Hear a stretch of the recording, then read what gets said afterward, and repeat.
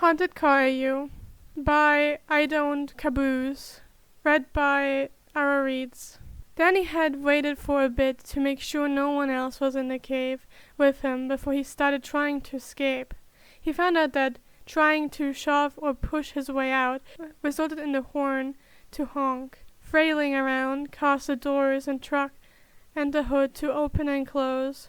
Trying to blast his way out turned on the brights, and after getting a little claustrophobic, he caused the windows and roofs to roll down. He didn't know the Batmobile was a convertible. He can't really see Batman letting the top down to let wind blow in his pointed ears. That would be silly. He isn't sure how no one came down to check the noise he was making. That honk was loud in the enclosed area. The bats above definitely didn't like it. Then he felt the need for a couple of showers, which made him wonder how a car wash would feel. There was a loud ding noise that snapped Danny out of his pondering, and he saw an older gentleman start wandering the cave and tidying it up. The man did tisk at the car and where it was parked, as well as the mess that was on the vehicle. It wasn't too much later when another ding echoed through the cave, and the older gentleman greeted a younger, dark-skinned teenager.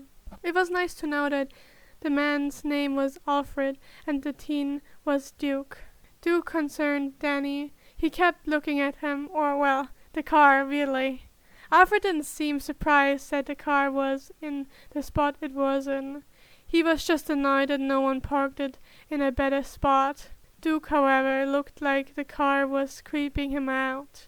Duke looked a little sick when Alfred asked him to move the car and wash it before he went on patrol. Was Danny really that dirty? He could only look out the window, as if he was just sitting in the car, and the hood didn't look that bad. Duke slowly approached the car like it would bite him. Then he decided to see if he could shift his perspective to the passenger seat, so it didn't feel awkward mentally occupying the seat Duke was about to sit in. It was a weird sensation, but Duke seemed to relax a bit after he did so. Then he kept an eye on Duke as he felt the engine turn on. Then he tensed as he felt the car be put into reverse. It wasn't until Duke revered the engine a bit that Danny realized he was keeping the car from moving. Then he tried relaxing a bit and gave Duke a sheepish look. Then he trusted Duke to drive him to where he was supposed to go, and away they went. They parked on a platform a few feet lower than the main chamber. It housed a handful of cars and motorcycles, all of various colors. Danny was among his new people now. The thing about showers and getting clean, it was usually done by oneself.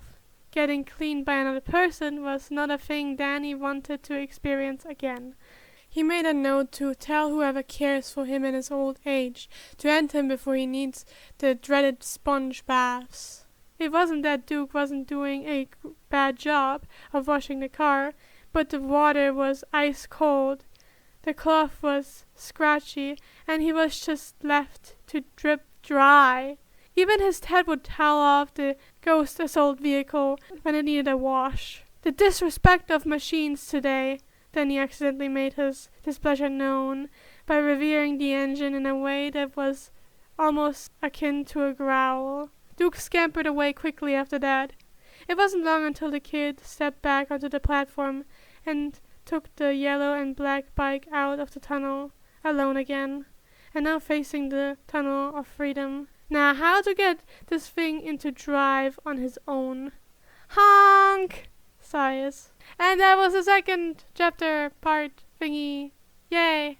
If you liked it, leave a like, and if you like my videos in general, feel free to subscribe and share the video. I also do Podfic commissions. Infos to that are on the screen or my channel description. If you do commission me, you can get early access to my Discord, which you can hang out on and know which videos come out next. But have a nice rest of your time, and see you next time.